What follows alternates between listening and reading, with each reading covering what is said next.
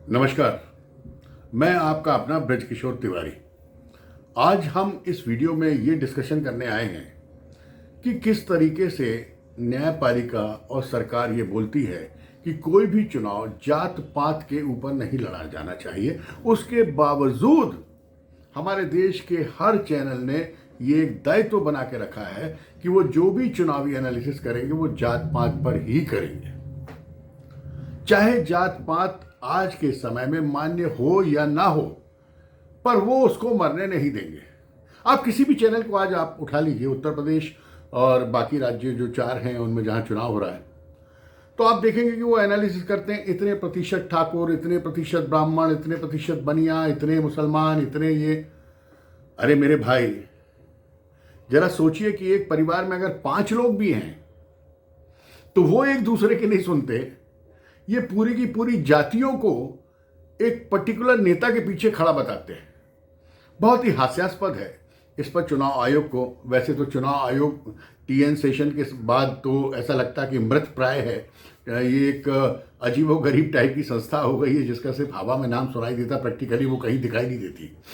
चुनाव आयोग को इस पर सख्त कार्रवाई करना चाहिए और सुप्रीम कोर्ट को करना चाहिए कि किसी भी चैनल पर या किसी भी पार्टी के द्वारा किसी भी जाति पाति की बात नहीं की जाएगी। ये देश का चुनाव हो रहा है, पर यहां लग रहा है जैसे कुर्मी का, लोधी का, ब्राह्मणों का। अब आप देखेंगे तो पत्रकार जाके जबरदस्ती उत्तर प्रदेश में लोगों के मुंह में माइक डाल के बोलता ब्राह्मण भारतीय जनता पार्टी से नाराज है। बोलते साहब क्यों नाराज है? ठाकुर, सिर्फ ठाकुरवाद चल रहा है। अरे भाई, ये सारी बातें नहीं होनी चाहिए। आपको देखना चाहिए कि चुनाव में रुझान पब्लिक का किस तरफ है, किस तरफ जाके कौन जीत रहा है, कौन हार रहा है, क्या करना चाहिए ताकि उसकी स्थिति सुदृढ़ हो। पर इन सब से चैनल को भला क्या मतलब?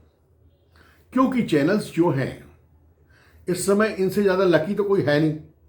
चुनाव आयोग और सरकार ने इस पूरे चुनाव को डिजिटल चुनाव में डिक्लेयर कर दिया। अब आप सड़क पे नहीं निकलेंगे, ये नहीं, वो नहीं, पोस्टर नहीं, बैनर नहीं, ले दे के आपको पर्दे पे ही आके कन्विंस करना है।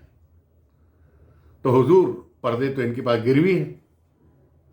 अब लाखों करोड़ों अरबों की कमाई ये चैनल करेंगे इन 2 महीने के अंदर।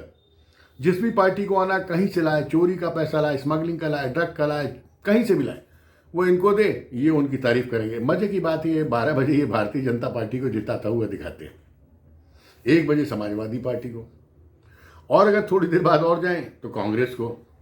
कुछ इनका दीन धर्म नहीं रह गया चैनल्स का। इनको अपना टाइम पूरा करना है और अपने टाइमों के स्लॉट्स नेताओं को बेचने।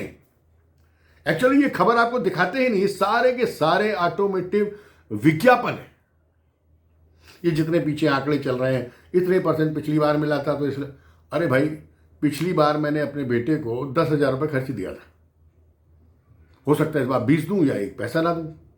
तो अब पिछली बार जो मैंने अपने बेटे को खर्च दिया था उससे इस साल के जेब खर्च को क्यों आप कंपेयर कर रहे हैं? बहुत ही अजीबोगरीब एनालिसिस करते हैं चैनल वाले। बल्कि हम ये कह सकते हैं कि वो हमारे दिमाग को परेशान कर डालते हैं। हमारी मजबूरी है कि हमारे पास गिने चुने चैनल हैं। 1 नंबर से गए 10 तक, 10 से लौटे तो 1 तक, और जहां देखेंगे आप तो बड़ी सेटिंग से एक सिंडिकेट बना के ये नेताओं को लूट रहे हैं और हमारा दिमाग खराब कर रहे हैं।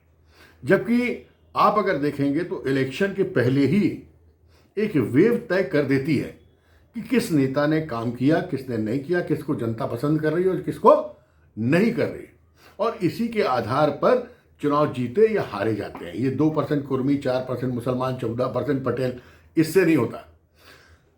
अगर आप देखेंगे तो एक परिवार में अगर 5-10 लोग हैं तो उनकी आपस में ही नहीं पटती।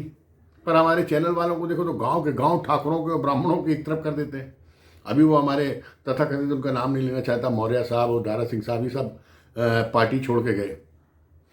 ये इसलिए नहीं गए कि भारतीय जनता पार्टी हार रही है, ये इसलिए गए कि इनको मालूम था कि इस बार उनको ड्रॉप कर दिया जाएगा।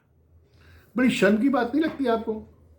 4.25 साल जिस सरकार के वो मंत्री रहे, जहां की उन्होंने गाड़ियां यूज की, जहां के सारे फायदे अपने लोगों को पहुंचाए, 1 ही मिनट में सांप और नेवला बन गए। मुझे कभी कभी लगता है कि इनके जो बच्चे हैं वो तो पढ़े लिखे होंगे, तो उनको अपने माँ बाप पे शर्म नहीं आती होगी? ये कितनी ओछी और छोटी बातें कर रहे हैं, कितनी घिनौनी बात कर रहे हैं। है ना। कल भाजपा वाले आते थे तो उनको अंकल जी नमस्ते करते थे हम लोग, आज पापा उनको गाली दे रहे हैं तो हम उनको कैसे रिसीव करें। इन तथाकथित नकली पेरेंट्स ने आने वाली पीढ़ी का भी जीना हराम करके रखा होगा, गारंटी है मेरी। इनके परिवार में कोई भी इनको पसंद नहीं करता होगा, सिर्फ ये चाहते हैं कि ये नेता बने रहे, पैसे लाते रहे और हम हराम की खाते रहे। अंत में मैं आपको ये बताना चाहूंगा कि कोई भी चुनाव वर्तमान समय में जात पात पर है ही नहीं, सिर्फ विचारधाराओं की लड़ाई है। अगर योगी ने कहा है 80 बनाम 20 की लड़ाई है तो इसमें 50% दम है। अगर ओबीसी कहता है कि हमको सारी विधानसभा पे मुसलमानों के द्वारा कब्जा करना है और अपना एक सीएम बनाना है और फिर इन हिंदुओं को खदेड़ना है, तो इस विचारधारा में दम है। अगर मैं अपने विचार से कहूं, जो भी मेरा अभी तक दिमाग डेवलप हुआ उस हिसाब से, तो इस बार का जो इलेक्शन है वाकई 80 बनाम 20 का है। ये सत्य है कि 80 में से 80 इनके साथ नहीं है और 20 में से 20 उनके साथ नहीं है। फिर भी ये दो विचारधाराओं का झगड़ा है।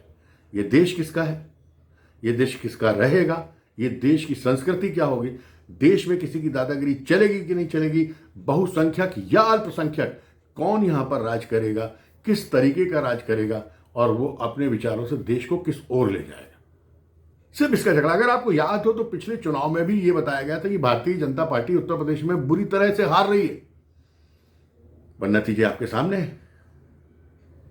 लोगों ने कहा उत्तर प्रदेश में कोई मुख्यमंत्री अपना 5 साल का कार्यकाल नहीं कर पाता, नतीजे आपके सामने हैं। आपको क्या लगता है? ये तो अलग बात है, चैनल को क्या लगता है ये भी अलग बात है, पर मुझे स्पष्ट दिख रहा है कि भारतीय जनता पार्टी चाहे बहुत ज्यादा बहुमत से नहीं पर बहुमत से अपनी सरकार बनाने जा रही है। उसके पीछे एक बहुत बड़ी हिंदुओं की लॉबी है जिसने ये तय कर लिया है इन 5 सालों में कि अगर योगी आएगा तो हम शान से सिर उठा के जिएंगे, और अगर योगी की जगह लाल टोपी आ गई तो नेचुरली कि जितने जेल में बंद हैं सब बाहर होंगे और हमें सर झुका के जीना होगा। लड़ाई सिर्फ इतनी है। आपसे निवेदन है, वोटिंग करते समय अपना और अपने बच्चों का फ्यूचर जरूर सोचें। ये चैनल्स में मत पढ़ें, ये गणित तो हमने कब पढ़ के छोड़ दिया, इतने पॉइंट, इतने परसेंट, इतने वोट मिले, इतना ये हुआ। ये सिर्फ आपको भ्रमित करने के लिए है, क्योंकि ये पार्टियों से पैसे लेते हैं। लड़ाई विचारधारा की है, अपनी विचारधारा के साथ रहें, चाहे आप हिंदू हो चाहे मुसलमान हो। जो आपकी विचारधारा है उसको ना छोड़ें। नमस्कार।